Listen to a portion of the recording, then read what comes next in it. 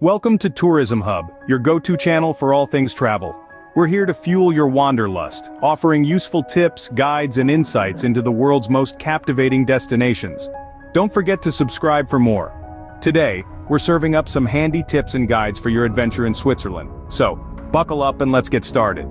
Switzerland, a country known for its efficiency, offers numerous transport options. From the punctual trains to the extensive bus system, getting around is seamless.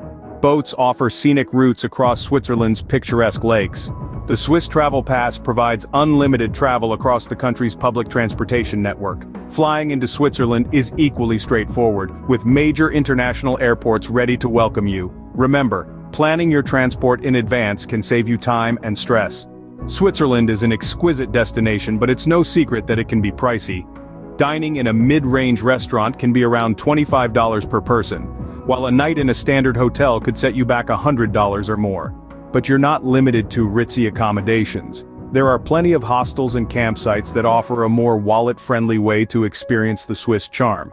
With smart planning, you can enjoy Switzerland's charm without breaking the bank.